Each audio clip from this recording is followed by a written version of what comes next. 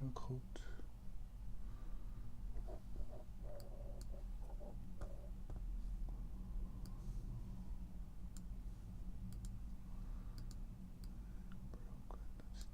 Could add, yeah.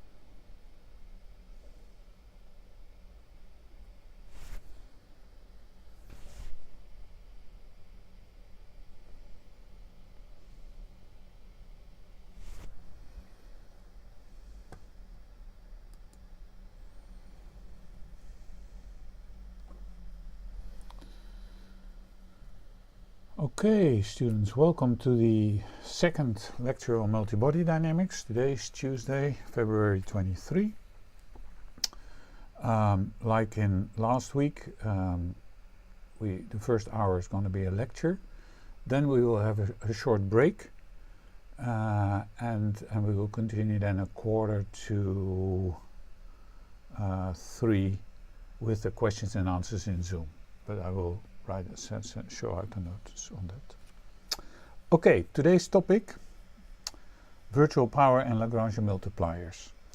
But before we start with this new topic, let's first look at the results from last week. So, what were the homework 1 results? And I don't mean your grades. If everything is given, then your grade should be there, but I mean with the numbers we calculate.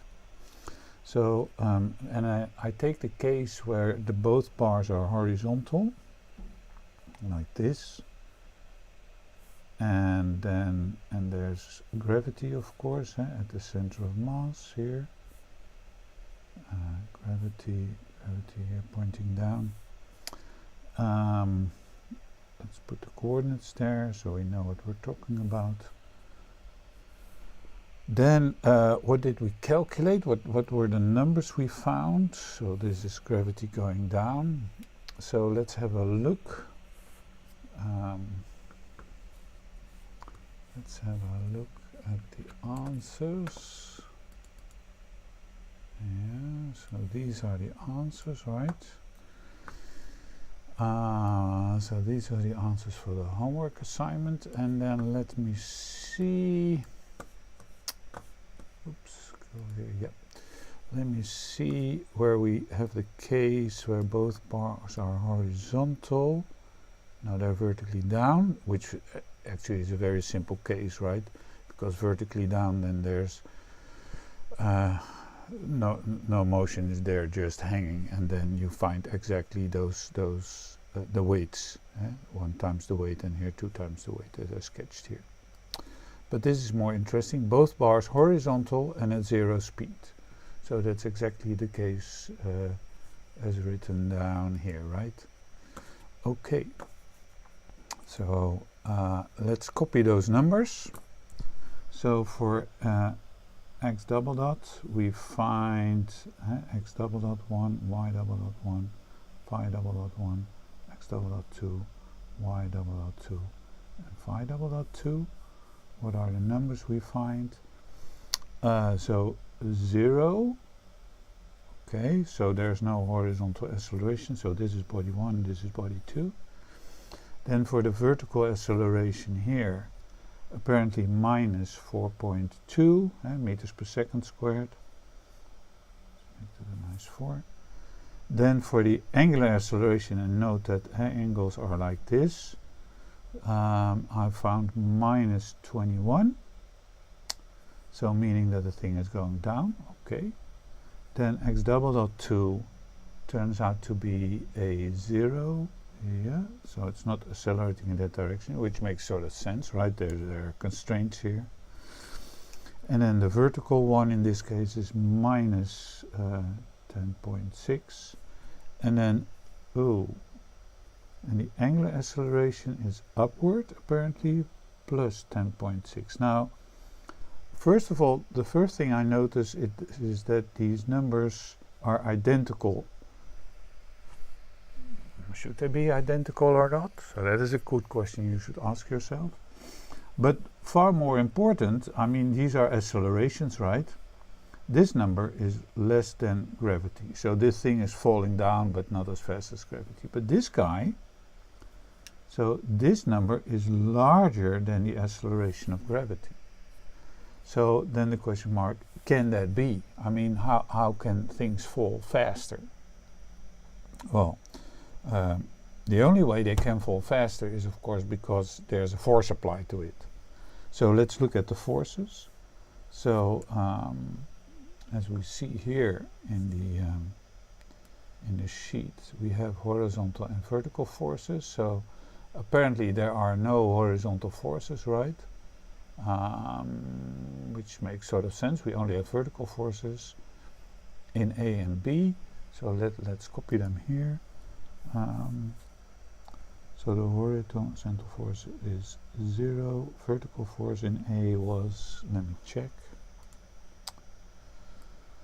1.9, horizontal in B is 0, vertical in B is minus 0.3.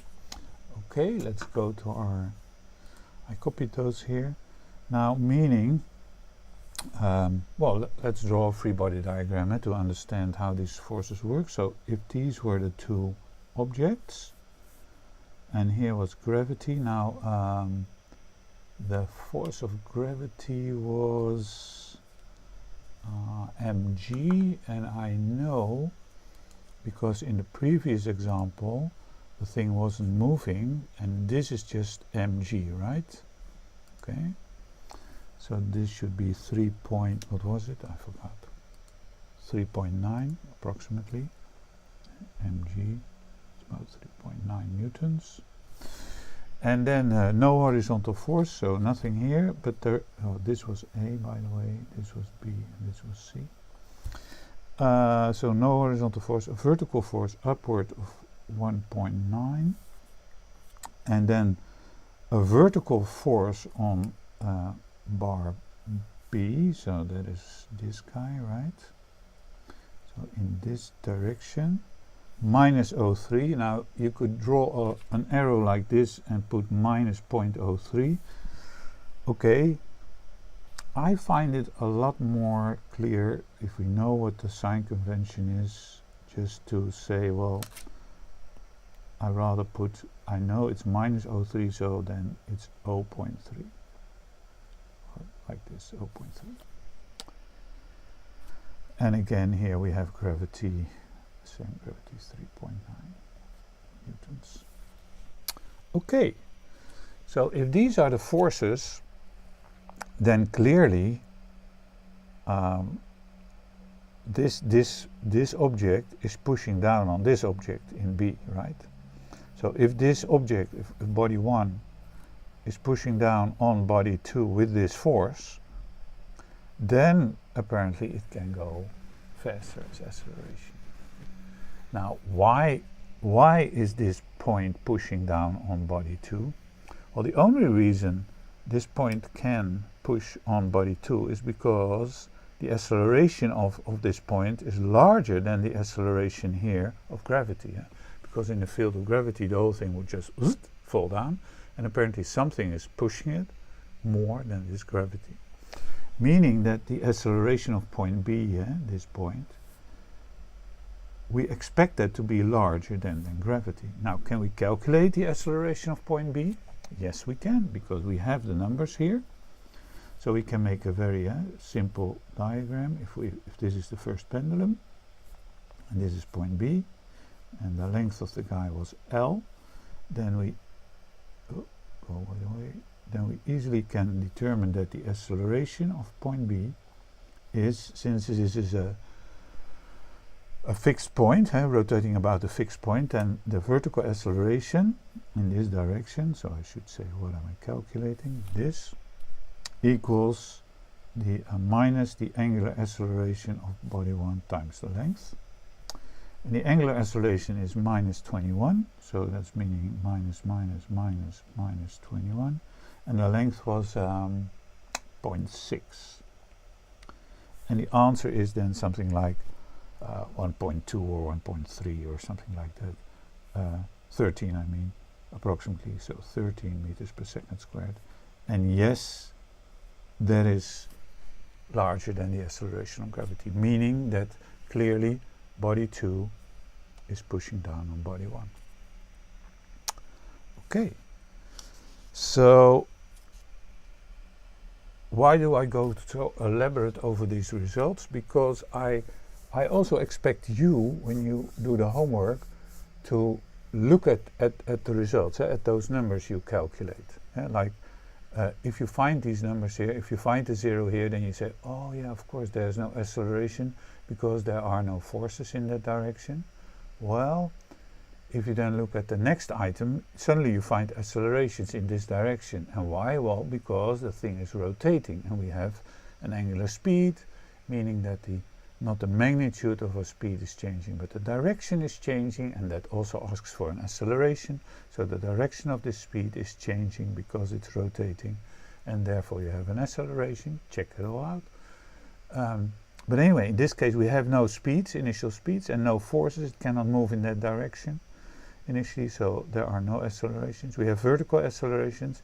We also looked at the magnitude of the linear ones. Now the angular ones, that's a bit more tricky, because I have sort of a feeling about meters per second squared, meaning I have an idea about length and time. Time is like with the clock now, and length is I'm 1 meter 70 centimeters, or the wheelbase of my bike is 1.2 meters. So I have an idea, but radians per second squared, that speed is hard. The only thing you can relate to is like 1 round per second, or that's 6 point whatever, 2 pi. Well, anyway, minus 21, that's pretty high, so this is going in that direction, and apparently this one is going in the other direction, which sort of makes sense because this body was pushing on this body, right? So I expect it then also to not only fall but also rotate like this, so the other way around. So numbers make the same. You can still think, oh, should they be identical? And I was also puzzled. But it turns out that it's of course my stupidity there, because what was my stupidity? In this assignment I took numbers which are, let's go to the assignment. Assignment 1, what were the parameters? So in this homework assignment 1 I took parameters which have a bit too much in common, like 0.6 and 0.4 and 12. So I mean, these are multiples of each other, and of course when you calculate angular and linear speeds or accelerations, it's a combination of length and mass and inertia, and it turned out, and actually I was pretty stupid with this, that for this special case these two numbers are identical. If you change the length a little bit, like 0.61 or something like that, then suddenly you see that these numbers are not identical anymore. So maybe this also shows a good point, that if you look at the specific case, never use those special numbers. Always use numbers which are a little bit different from each other. Especially when you take, for instance, a length of 1 meter, that's sort of stupid, because nowhere in your calculation can discover if you forgot the length, because, well, 1 times 1 is always 1, and 1 squared is 1, and divided by 1 is 1. Okay, lesson learned. Where were we? So we looked at our numbers, we looked at one specific case. I can look at all the other cases, and I'm going to do that. I have enough material for today. You can think, oh, but still, if this was a separate body and it was falling, would this point have a larger acceleration than if it was just falling under the action of gravity? Well, yeah, for that you can make a small calculation, and let's take a very simple case. So let's take the case where we have this guy fixed, and the center of mass was here, not in the middle, but let's for simplicity take a beam with equal distributed mass, because then we can relate all the things to that one dimension and one mass. So it has a mass, it has a length L, and there is gravity here, mg, and then the mass moment of inertia at point A is, and I happen to know that by head, is 1/3 ml squared for even distributed mass. Okay, if I want to know what the acceleration, the angular acceleration is in this case, and I want to know that because I want to calculate what the linear acceleration of this point B is, just as a free body under gravity, well, this linear acceleration is of course this angular acceleration times the length, right? So phi double times L. And phi double dot, how do we get that? Well, the sum of the torques about the fixed point is mass moment of inertia times the angular acceleration. And in our case, the sum of the torques is just mgl over 2. Mass moment of inertia is 1 over 3 ml squared phi double dot, meaning this phi double dot comes to 3 over 2 g over L.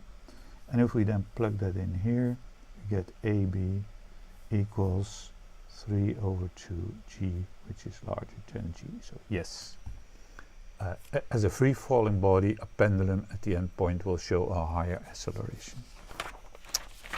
Okay. Now, are we interested in accelerations? And since there's nobody in the audience, I will give the answer. No, we're not interested in accelerations only. We actually, we want to know, we are interested in the motion. And the motion is not only the accelerations, the motion is what are the coordinates as a function of time.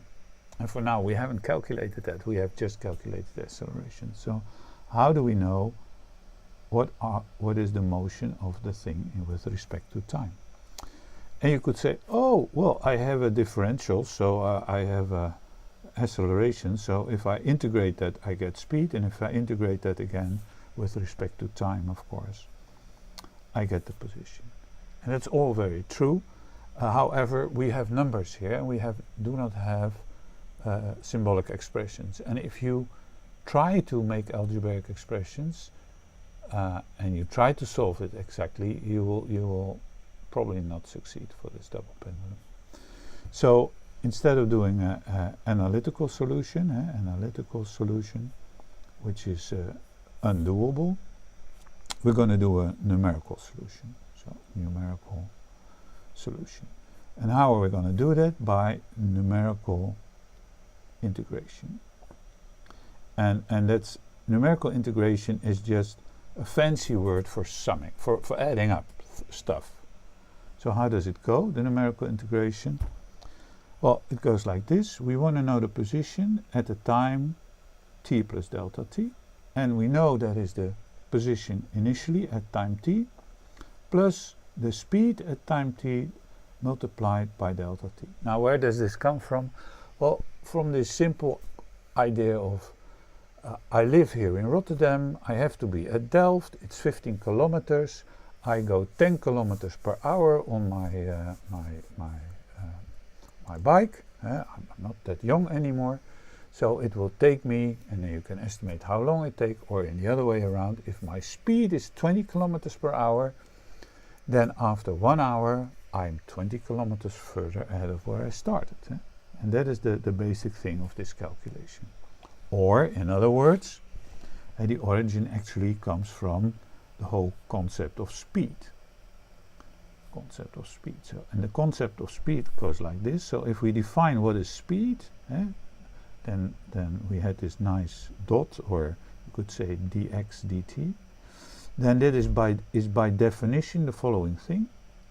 It's the limit case where you take a small increment in time going to 0 of a position calculated at t plus delta t minus a position at t divided by this delta t.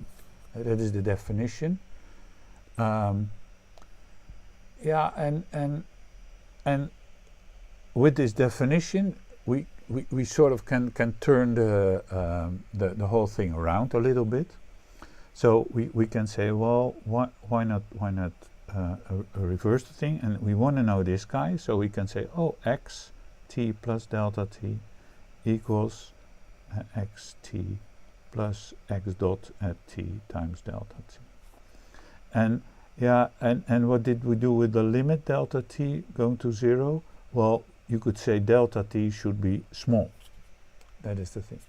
We should have a very small time increment here. That is then it will work. So this is the basic thing. And we call this actually, this simple step is called an Euler step.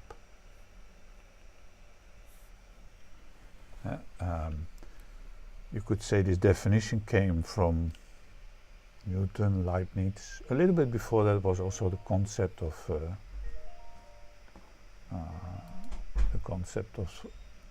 speed, but yeah, Newton and Leibniz were actually the guys who came up with this whole thing. Then with this Euler step, okay, now we're going to look at how does that work for our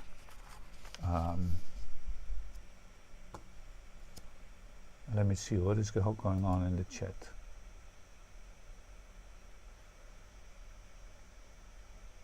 Okay. Yeah, guys, I'm looking at the chat now, and I see all kind of messages. I really appreciate that you solve it yourself, because for me it's pretty hard to solve this. I get a call. Why are people calling me? Yeah.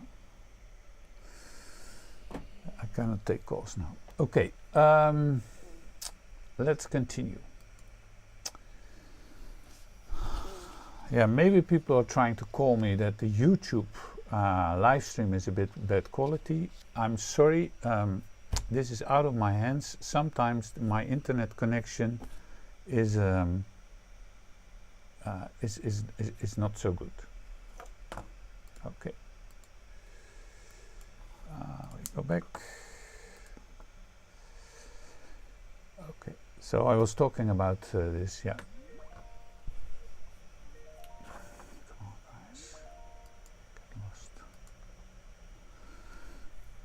Oh man, why are things going horribly wrong? Okay, numerical integration.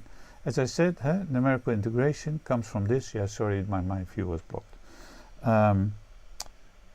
So this is the concept. You have a definition of the limit. X dot is by definition a limit case of xt plus delta t divided by delta t. And you can turn the whole thing around to calculate what is the new position given the old ones and the increment in time. And we call that an Euler step. Now, we can do this, of course, on the positions, but we can also do it, of course, on the speeds, because the configuration of the system is defined by position and by speed. So we do that on the speed. We can do it on the position, and we can also do it on the speed. And then we find the old speed plus the acceleration times delta t. And together with these two, we can find in time the new position and the new speed. Okay, let's do that for the homework assignment. So we had x1, y1, phi1, x2, y2, phi2, and that was at t is 0. Yeah. But not only that, we also had speeds, right? So we had x dot 1, y dot 1, phi dot 1, x dot 2, y dot 2, phi dot 2, yeah.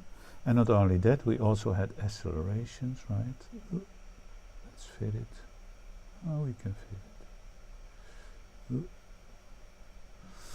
We also had accelerations, so there was x double dot 1, y double dot 1, phi double dot 1, x double dot 2, smaller, y double dot 2, and phi double dot 2. Okay. Here a very long table, but that comprises all our numbers. Now, the starting position was the horizontal position at t is 0, so this is L over 3, so that's 0.2, 0. The angle is also 0. This was L plus L over 2, so that is 0.6 plus plus L over 3, 0.6 plus 0.2 is 0.8, 0.8, 0, 0. Okay, and the initial speeds were here 0, so that's simple, all 0. And now we're going to look at the PDF, yes, and I will not forget to hide it again. So the answers for the acceleration were these numbers, right? So I have to copy those, Oh, come on, guys. I have to copy those numbers. Yeah, that works well. And that is a 0, a minus 4.2, a minus 21. We don't need so many digits.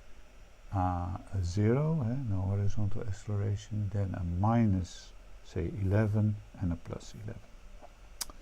Okay, then we're going to proceed. So we're going to apply our numerical scheme.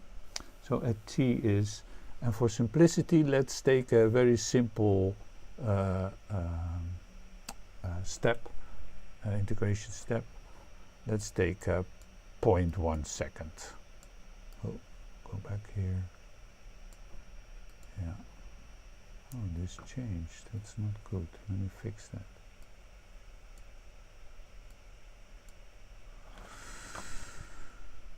Okay. Where was I? Yeah, here.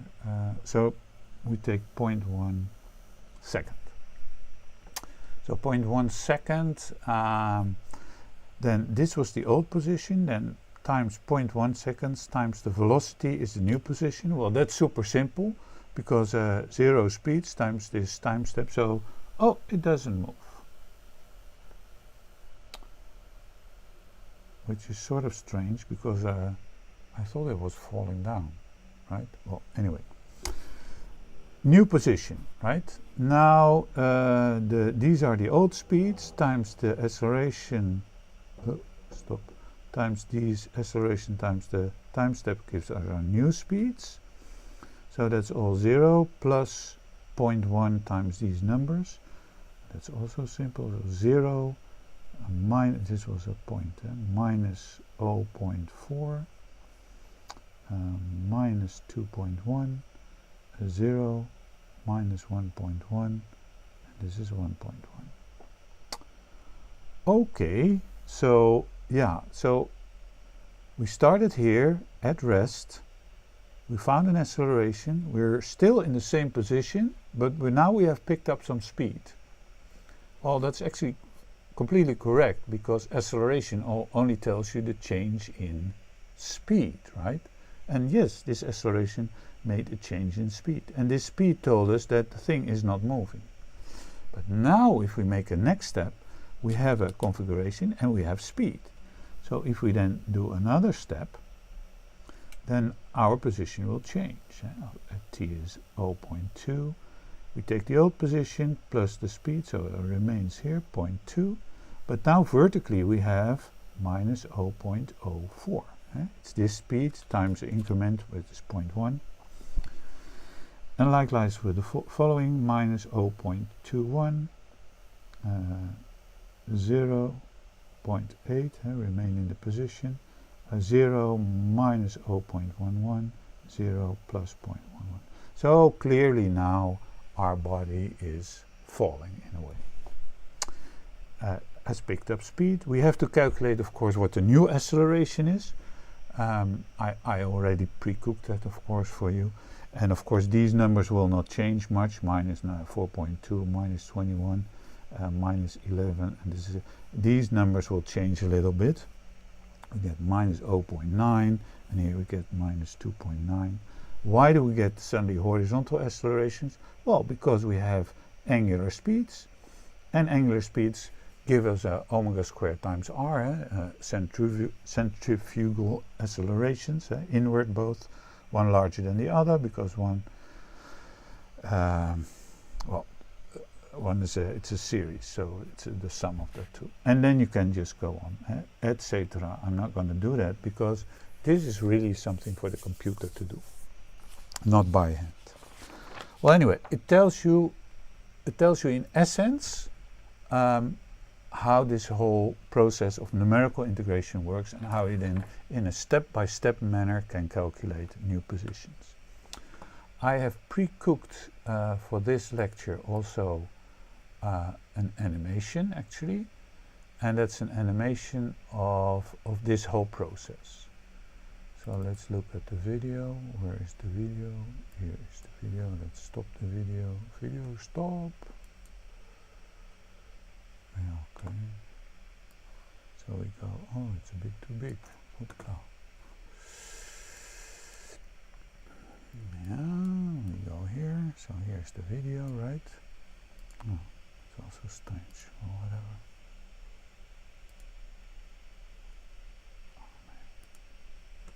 Okay, we go here, other way, we can solve it. Oh man, go to the other screen, this is the video. Yeah, here we see the video.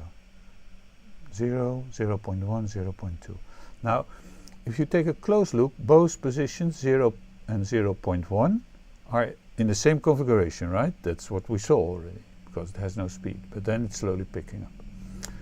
Another thing we see is that a gap occurs. Now you could say, oh, he made an error in drawing the figures. Well, could be, but not this case. It has probably something to do with accuracy or with our stuff. Anyway, maybe we can change our step size. We can make smaller steps. Stop it, stop it, stop it, stop it. Here I have another one.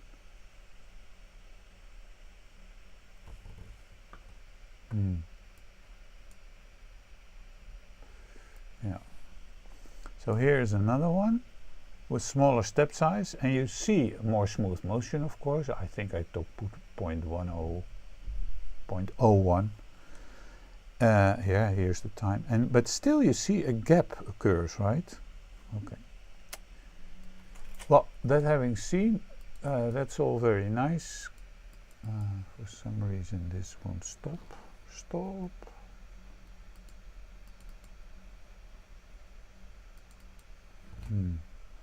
Okay. Yeah. Okay, so this showed our simulation and our numerical result. Now I want to go to the next point, and that is, in doing the homework, we discovered something. And we discovered the following thing. Let's enlarge this a little bit, and I have to stop the video, which is a bit hard to stop. Force quit. Yeah. Okay. When we look at at our results in our homework, when we write down this matrix, I wrote down here. This is the matrix with the mass. These are the forces. And then the second half of the equation are the constraint equations. And I wrote already, the structure is something like this: M, A, B, and A. And note that A and B, they look a lot like, A looks a lot like minus B or plus B transpose. And how do I see? Well, I see minus 1, 0, minus L over 3 sine phi 1. And if I look at the row, I see plus 1, 0, plus L over 3 sine. So here the signs are different, but here the signs are the same. Plus 1, and here's a plus 1 and a minus. And so you would think, well, I did too much work, because how did we get these equations? Well, these equations we got from the free body diagrams. By using our scissors, we cut up the thing, and then where do I have it? Where's my scissors? I somewhere had scissors. Scissors are gone. Where are my scissors? Oh, me. You always need scissors. Anyway, oh, here. So I cut up my bodies with my scissors, my most powerful weapon, and then I came to these of course this part, but mainly this. How do these forces, the cut forces at the joints, interact? And then independently of that, I wrote down my constraints and I differentiated them twice, and I got this. So apparently this cutting up of the bodies with getting the forces and writing down the constraints, they have a connection with each other. And so you could either say, well, I'm not going to write down the constraints, I'm not going to make the free body diagrams. Now, don't tell Heike, because she will be mad at me, but I will propose that we will stop doing free body diagrams. That's not really necessary anymore. We can get this set of equations by just defining our system, write down the constraints, and then we can get this whole system of equations. And that's what we call the systematic approach. And that's what I'm now going to talk about. Everything is in the book, so if I go too fast sometimes, no problem. Question and answer, that's that's in 25 minutes. If I go too fast, just look it up in the book. Okay, for now we stop this, so we go to I do that all the time. Systematic approach, we go back to 100%, yeah. Systematic approach. Now, it starts with the concept of power. So, concept of power of a force. And what is the concept of a power of a force? Well, if you have some body and you have a point of application x and there's a force F applied to that, then the power exerted on the system is the product of this force times the velocity. Or in other words, it's the F, I should take a small f, usually my vector f's are small f's. So it's this F transpose in this case times the velocity. Or in other words, if you think components, then you could say it's the sum of Fi x dot I. This is the point of application of this force I. Now, from now on, I'm gonna never write a summation. Why? I use the Einstein summation convention, and that means I just write Fi x dot I, and that implies this whole summation thing. And it's in the back of the book. Okay, now there's a new concept, and I call that virtual power. So virtual power is what you plan to do, like, oh yeah, I put virtual power in my homework. I'm gonna do my homework tomorrow. That's your virtual thing, right? Now, what is virtual power? It's just the same. It's PV, and that's it's really the force applied, but now times some virtual velocity, V. So, meaning you still have the system, you have a force applied to that, but then you think, oh, that point has some speed, some virtual speed, and you can think of any speed, any number. Now, most of you don't know it like this, but most of you know it with this crooked delta. They say, oh, virtual power, like this, is the force times the virtual velocity. But this delta has nothing to do with differentiation. This is virtual, and the virtual thing is not equal to differentiation. Some people mix up these subjects, but that's not the case. It's just a notation, and for some reason they like this crooked delta. I don't know. Anyway, you can also put a subscript underneath or whatever. Well, everything builds on this whole concept of virtual power. So if we for the whole system, we have coordinates, xi, and in our case it was x1, x2, x1, y1, phi1, x2, y2, etc. Until phi n, if we have n number of bodies.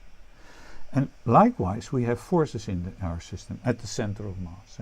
So that is a fx1, fy1, m1, fx2, etc. until we have mn.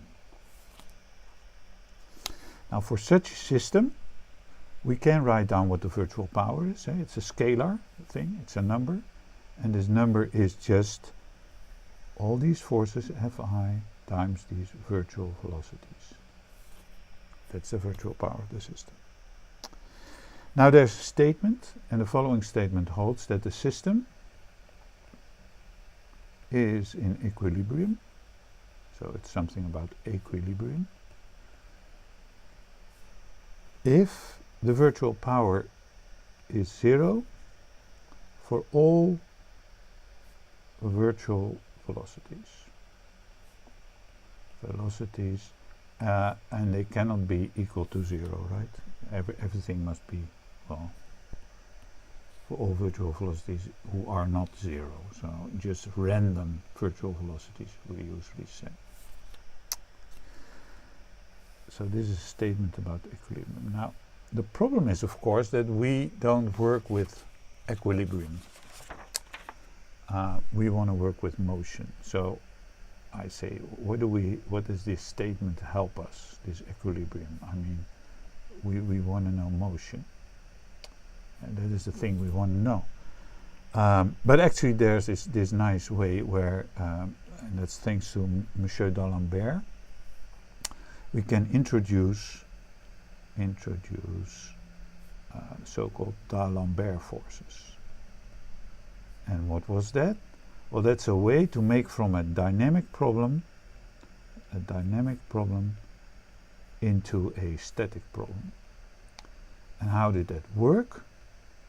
Well, it went as follows. So if we have a dynamic problem, sum of the forces is mass times acceleration, then we can turn it into a static problem. We can make sum of the forces is 0. But as you see, it doesn't comply, so then we add here an inertia force, and we define this inertia force as being minus mx double. And this, of course, is totally equivalent with this one. So that is the idea of the d'Alembert forces. These are what we call d'Alembert forces. So if we now include those d'Alembert forces in our virtual power, then our new virtual power for our dynamical system is going to be the following. Virtual power is, we have the applied forces, then we have our inertia forces times these virtual velocities. And how are these inertia forces defined for our system? Well, in our 2D case, they're just mass times acceleration. So apparently there's a mass matrix Mij, it's a minus, times x double dot j. And remember, summation is over this index. I'm not going to write it, but there's a summation. So this is really a matrix vector product.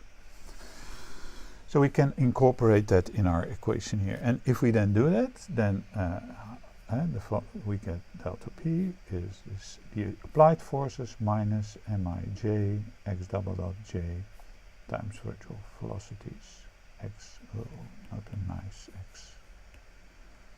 x dot I. And that should be 0 for all virtual velocities as long as they're not 0.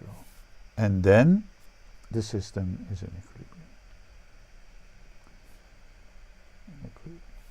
Well, and you can test that. You can say, okay, if there are no restrictions on all these if it's free bodies, so all are free bodies, then that complies. For instance, you can say, oh, I take delta x dot 1 is 1 and the rest 0. Then what do you get? Then you get, oh, fx1 minus m times x double dot 1 is 0. Oh yeah, that's Newton, etc., etc. You can do that for all, and you get back your whole Newton order equation of motion. So we get back to our Newton order equation of motion. But the trick is, of course, is when the system is not free bodies, but if the system is connected, then there is a restriction on these virtual velocities, right? So now we say, okay, for our system of interconnected bodies,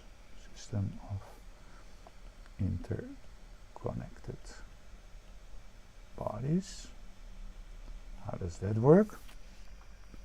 Well, again, we can write down the virtual power, which does not change, minus the inertia forces, times these virtual velocities.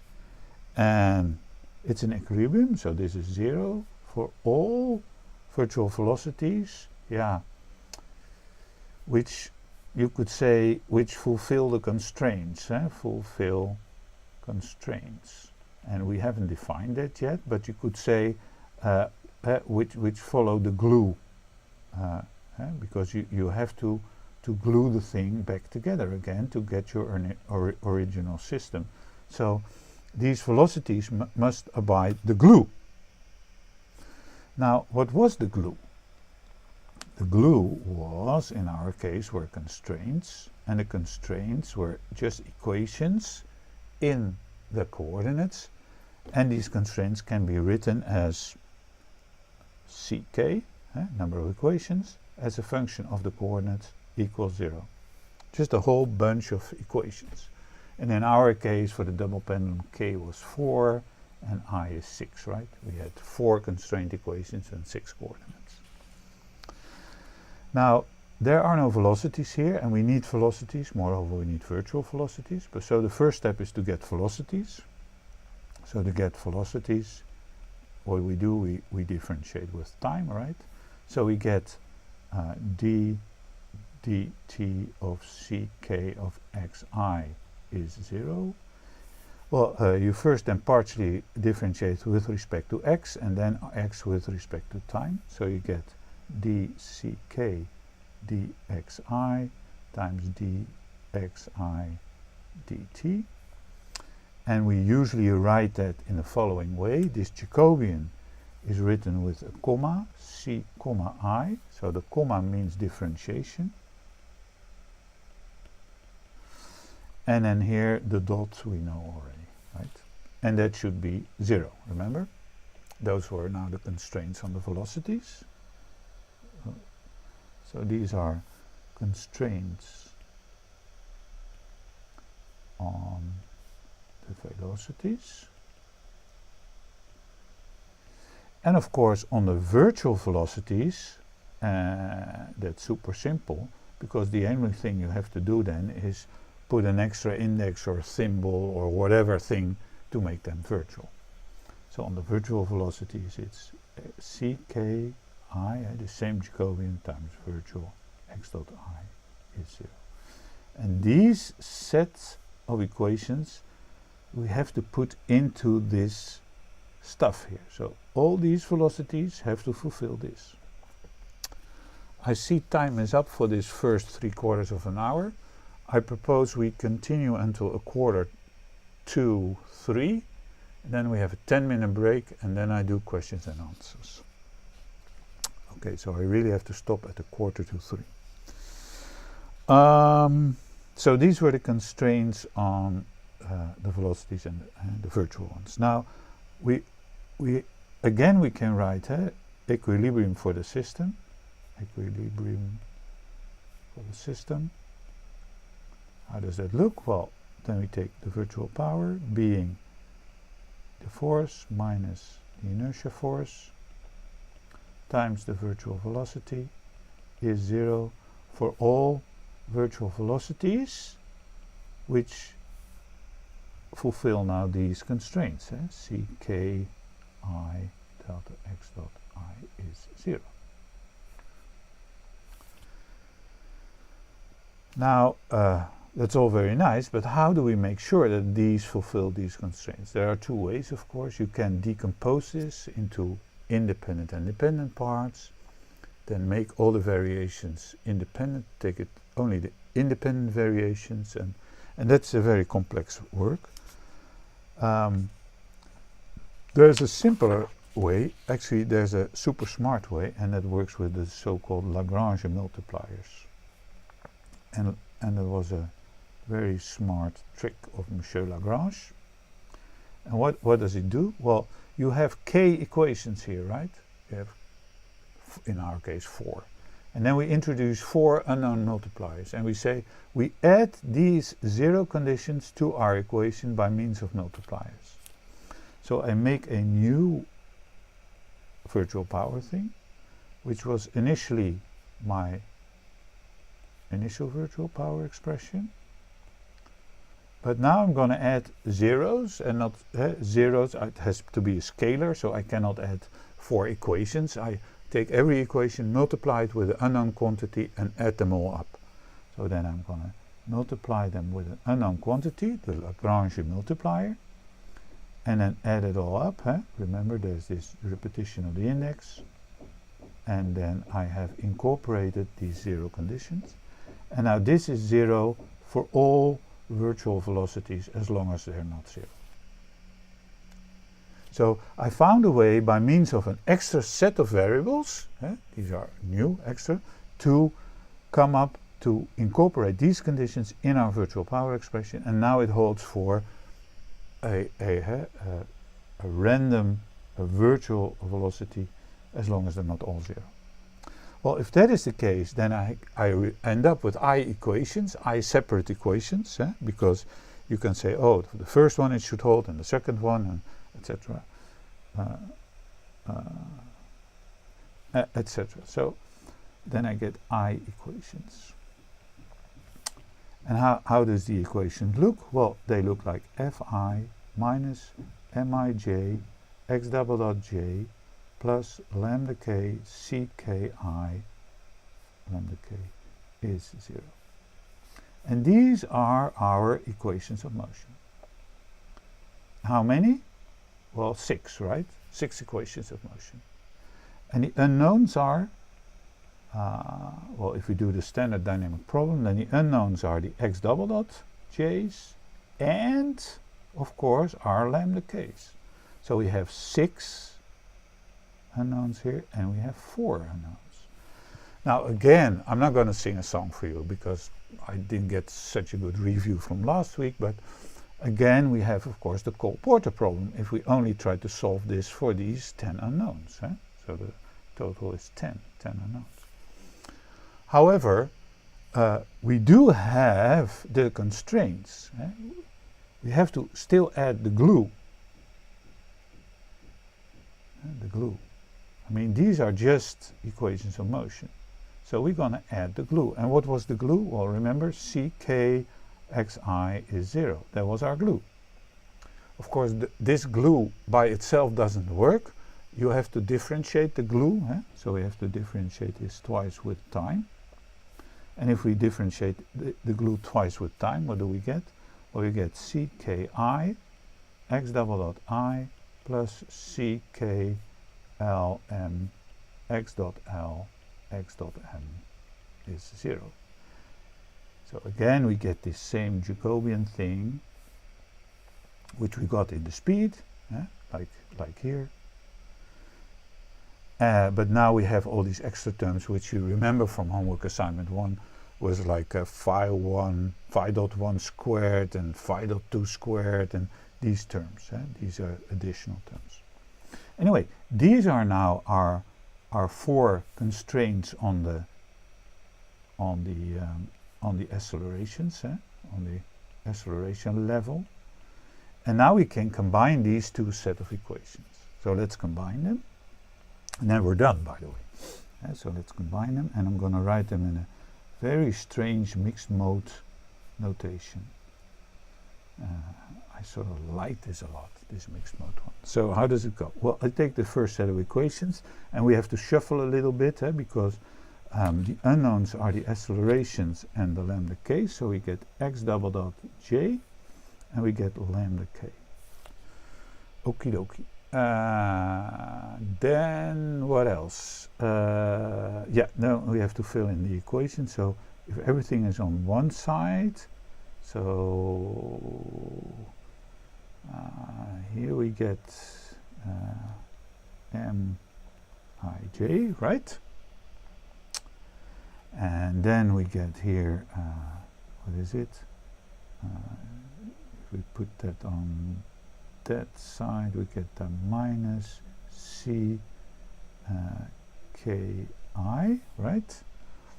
And then on the right hand side we get all the applied forces. And then the second set of equations is like this. Now we are in trouble because here we have a j and here we have an I, but we call this a dead index. you can get any symbol there. You can use J or no, not K, because the K is already here, but you can also use as an index fietsbel. CK fietsbel times x double dot fietsbel, for instance. We're not going to do that, of course, but so that index, and we can substitute J there. So we get CKJ, x double dot J. There's nothing with the Lagrange multipliers, right? And on the right hand side we have minus CK LM x dot L x dot M. And again, and clearly we see here we have a very nice set of equations of the following form, right? So this is the set of differential and algebraic equations of motion, and they have the following form. We have a mass matrix, we have a matrix A and a matrix B here, and a 0. Here we have accelerations, here we have constraint forces, and our K lambda, and then the right hand side, etc. And we clearly see that here this one has, that its transpose is a bit hard to see for most of you. So this is a regular multiplication. The second index goes to this index, but this multiplication, it's the first index which goes to this index, meaning that you have to flip the matrix, or in other words, A transpose is in this case minus B. But the minus B is just a sign convention. You can also define lambda with a minus, and then I think that's done in the book, and then you get just A transpose is B. Now what is the conclusion? I have my equations of motion, I have my constraint equations of motion, I derived my constraint equations of motion, derived the constraint equations of motion without making free body diagrams. Just using a systematic approach. And don't tell Heike, don't tell her, but this is beautiful, right? Then we don't have to do all this elaborate work. Okay, this finishes the things I want to discuss with you today. I'm now going to switch off this live stream thing, and I'm going to start the Zoom with the following message in the Zoom. So Q&A Zoom session. So that's the second part, right? Second part is Q&A. Starts. Oops. Shall we do a 10-minute break? So starts at 14.53 hour today, of course. Okie-doke. Thank you for watching. See some of you probably back in the Q&A. Stop recording.